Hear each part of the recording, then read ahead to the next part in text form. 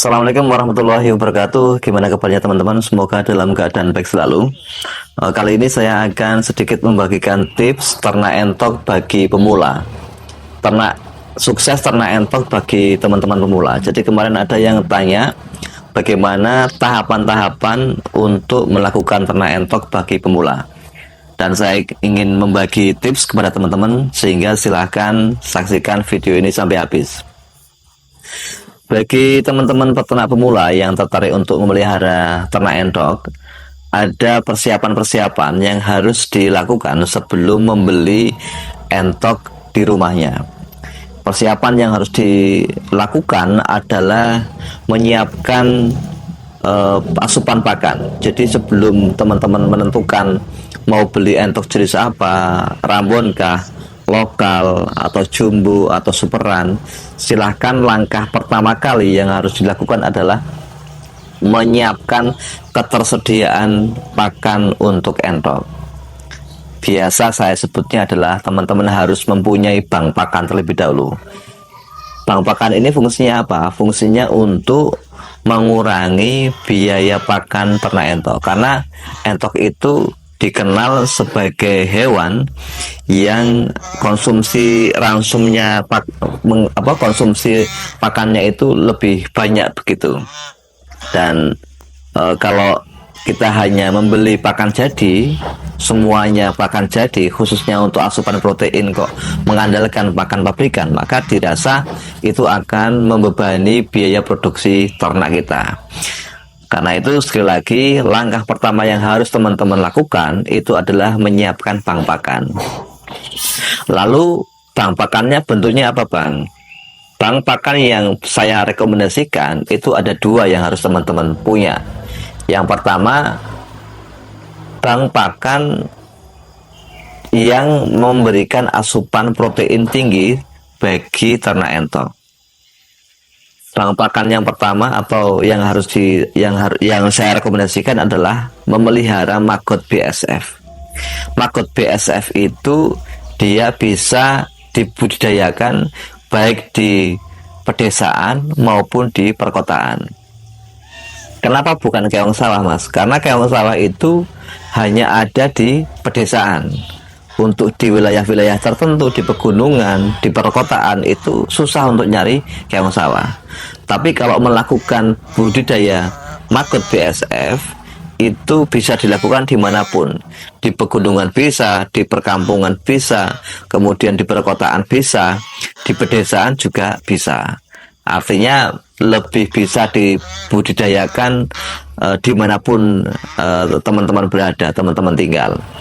Selain itu, maggot BSF itu juga mempunyai kadar protein yang tinggi, teman-teman. Sehingga ini nanti akan bermanfaat bagi pertumbuhan anakan entok maupun produktivitas telur indukan entok. Jadi ada dua manfaat ketika kita membudidayakan maggot. Yang pertama untuk indukan juga bagus, yang kedua untuk anakan juga bagus. Dan dipercaya kalau konsumsinya adalah maggot, maka kekebalan tubuhnya akan meningkat. Ini kepercayaan teman-teman yang sudah menerapkan pakan alternatif berupa maggot. Lalu berapa sih maggot yang harus dipelihara? Tidak perlu banyak-banyak. Kalau teman-teman itu memelihara 10 ekor indukan atau 20 ekor indukan, itu teman-teman tinggal membeli telur maggot, telur lalat BSF itu ya 5 gram atau 10 gram saja sudah cukup itu. Nanti itu dikembangkan, dibudidayakan. Itu maggot ya. Kemudian bank pakan yang kedua yang saya rekomendasikan adalah budidayakan yang namanya azolla. Azolla ini dia sangat bagus untuk pertumbuhan anakan maupun indukan. Budidayanya juga mudah ya, hanya bikin kolam terpal atau kolam semen, silahkan terserah, atau menggunakan ember-ember juga bisa. Apapun sumber daya yang ada di sekitar teman-teman silahkan dikreasikan untuk membudidayakan tanaman azolla. Azolla ini merupakan tanaman air, dia hidup di kolam-kolam ya, di kolam-kolam, sehingga medianya itu ya harus berupa kolam, tidak perlu dalam-dalam.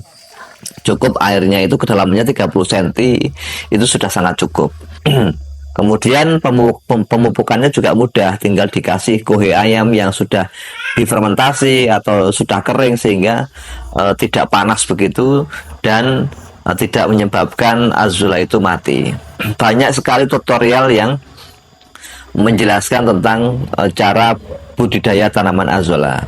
Jadi dua bang pakan itu yang saya rekomendasikan. Sebetulnya ada lagi, ada tanaman indigo vera, tanaman odot, ya itu silahkan. Tapi menurut saya yang paling memungkinkan untuk dibudidayakan dengan mudah itu ya satu maggot, yang kedua azula. Ringkas, mudah, bisa diterapkan di manapun ya itu. Nah, setelah asupan pakannya atau bang pakannya itu sudah siap, itu teman-teman kemudian bangun kandang ya, bangun kandang. Harus teman-teman pilih nih, mau memelihara anakan atau mau memelihara indukan. Kalau saya menyarankan teman-teman silahkan, bagi teman-teman peternak pemula, kalau mau memulai usaha ternak itu ya dimulailah dari indukan langsung saja. Kalau dari anakan itu nanti terlalu lama. Kenapa? Karena ketika teman-teman memelihara indukan seharga 100.000 misalkan harga indukan 100.000, ketika dia itu nanti bertelur kemudian pecah telur, menetas, itu anakan pertama itu bisa langsung untuk menutup modal indukan teman-teman. Jadi balik modalnya sangat cepat kalau langsung membeli indukan. Lah nanti periode kedua teman-teman sudah bisa panen, mendapatkan keuntungan dari penjualan anakannya. Itu ya teman-teman. Jadi jangan salah kaprah, jangan langsung berburu indukan entok tapi belum menyiapkan bang pakan ya.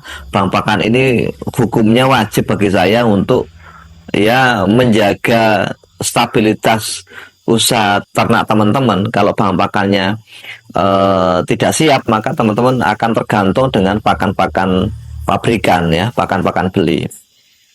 Kemudian langkah selanjutnya setelah kandangnya itu siap, karena saya tadi merekomendasikan teman-teman itu agar memelihara indukan, maka buatlah kandang untuk indukan yang senyaman mungkin. Ada ruang berteduh, ada ruang umbaran, kemudian ada petarangan untuk bertelur, dan sebisa mungkin kandang itu jangan berdesak-desakan ya, berdesak-desakan sehingga entok itu akan nyaman.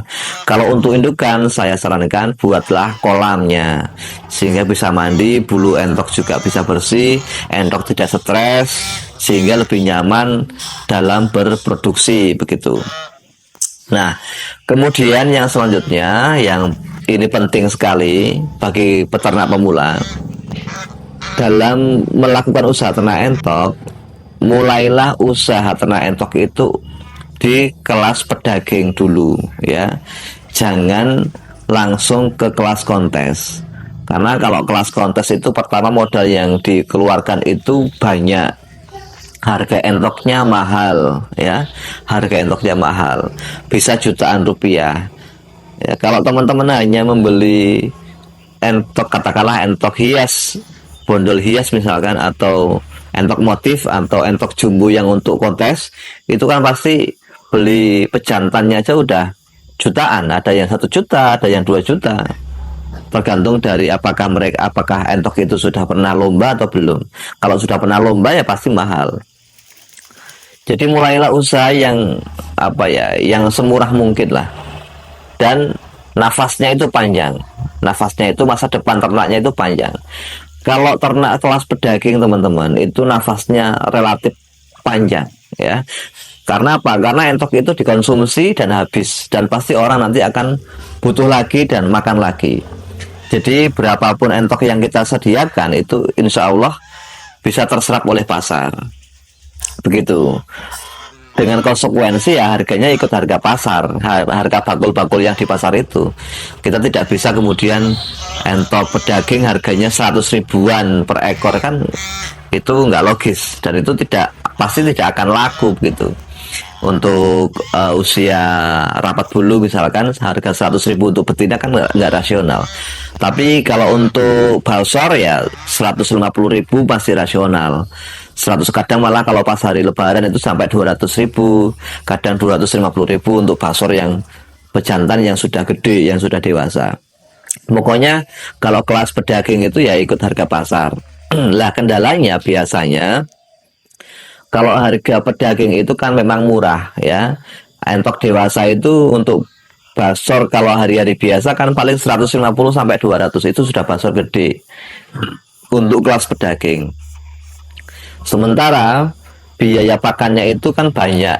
Maka untuk bisa sukses ternak entok pedaging, syaratnya itu cuma satu, pakannya harus murah.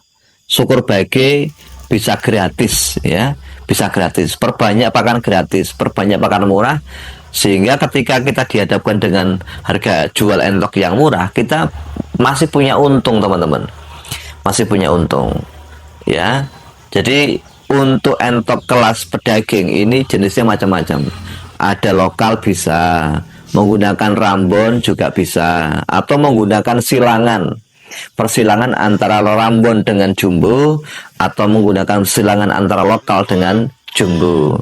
Harganya harga pedaging ya, harga entok super itu kelasnya ya pedaging teman-teman. Jadi keunggulannya hanya dia lebih cepat besar. Misalkan kalau entok lokal usia 3 bulan itu belum nutup bulu, kalau entok superan itu kadang 3 bulan sudah siap panen, siap jual begitu, dan sudah ada pembeli yang mau menampung entok usia segitu. Jadi sekali lagi saya sampaikan, untuk pemula itu jangan dulu beli entok yang mahal-mahal. Takutnya nanti salah beli, salah rekomendasi peternak, sehingga salah beli, salah jenis, pinginnya kelas jumbo tapi malah dapatnya kelas superan. Karena kelas superan ini kadang juga menjebak, karena untuk entok superan ini kadang ada yang wujudnya putih-putih teman-teman, sehingga dikiranya itu jumbo tapi ternyata itu pertumbuhannya enggak seperti jumbo alias superan. Itu persilangan antara lokal dengan jumbo atau rambon dengan jumbo. Jadi harus hati-hati ketika ingin membeli entok. Kalau saya sarankan tadi itu, kita mulai saja kelas pedaging. Kelas pedaging itu nafasnya lebih panjang, pasar kapanpun bisa menyerap, dijual dimanapun juga mudah. Tapi kalau entok kelas hias, kelas kontes, kalau teman-teman tidak punya relasi, punya jaringan, punya nama, pernah ikut kontes, ya susah gitu loh.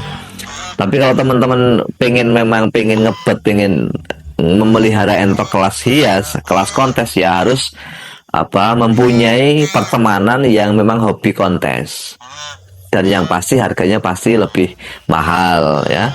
Untuk anakan entok yang kelas kontes saja 100 ribuan 7 hari, itu kan sayang kalau teman-teman pemula untuk belajar harus mengeluarkan modal yang cukup besar.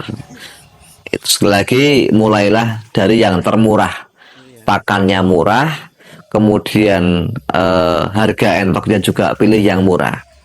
Kecuali teman-teman setelah mungkin setahun 2 tahun memelihara entok dan mulai paham entok, baru kalau mau beralih ke yang kelas hobi untuk sekedar koleksi, tidak apa-apa gitu. Jadi jangan terburu nafsu. Kalau budidaya entok itu nggak boleh terburu nafsu, harus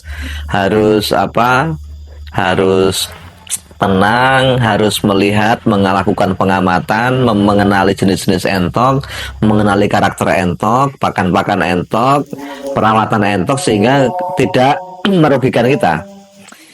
Kira-kira itu tips sore ini yang bisa saya bagikan, menjawab pertanyaan teman-teman yang masuk di WA maupun di kolom komentar. Sekian, terima kasih, sampai jumpa di video berikutnya.